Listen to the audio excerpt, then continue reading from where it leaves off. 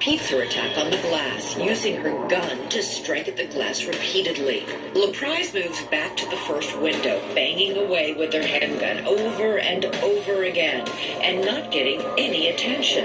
It is at this point she escalates the situation by walking over to the nearest exit door, and she fires 2 shots into the bulletproof glass. A pit in the glass can be seen where one of the bullets hits. Debris falls from the ceiling to the left of the camera. LaPrise walks back to the first window and aims the gun at the glass. She pauses as if looking for something to aim at.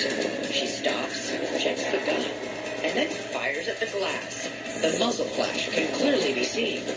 Then she walks over to the window on the right side and fires again, clearly damaging that window. More debris falls from the ceiling. Here is that third shot from the front desk camera. She walks back to the window on the left and looks inside. Something is on the counter from her most recent shot, possibly the bullet she just fired at the window on the right.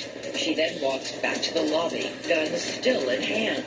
She walks over to a pair of waiting chairs in the lobby and takes off both her purses, the black one and the white one, and sets them down on a seat. She then walks across the lobby and sets the gun down on one of the seats there. She paces back and forth as she takes off her hoodie. She strips down to her black tank top. She puffs on her cigarette. She picks up the gun and walks back to the right side of the lobby, the cigarette still in her hand. She sits down, checks the gun, and puts the barrel to her temple once more.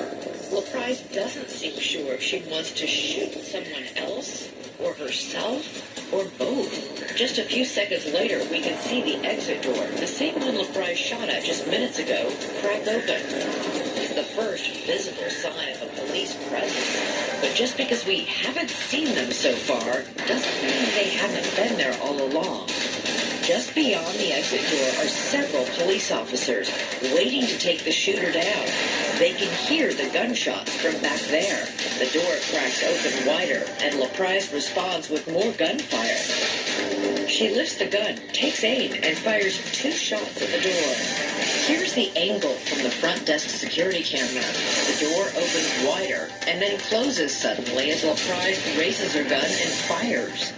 Police hear the gunshots and wait for the right moment to move out from the back hallway and into the lobby. LaPrise puts the gun down and gets up to move around the lobby, walking up to the same window she shot at just moments earlier. She stands in front of the windows with her arms raised and hands in the air. She walks backward and out of frame. She continues to move around the lobby, somewhat unsteady on her feet, walking back and forth. She runs her hands through her hair repeatedly as if unsure of what her next move should be. The gun is on one of the waiting chairs and not in her hand, but still remains within easy reach. Police call out to LaPrise, giving her commands through the door. Get down! LaPrise lunges at the bathroom door, slapping it with both of her hands as if in frustration. Tensions mount as police officers wait, guns drawn, tracking her every move and continuing to issue commands. Back in the lobby, police can be seen lurking behind the door.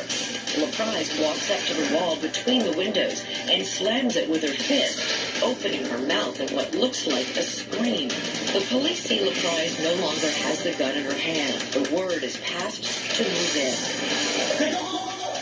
Police run out of the back hallway, through the door and into the lobby. From this angle, 3 officers can be seen rushing in. She bends over and falls to the floor as they close in and subdue her. LaPrise can be heard screaming as she is apprehended. Several other officers come in through another door to make sure she is secured. With LaPrise in custody, the danger is over for the moment. Charges brought against LaPrise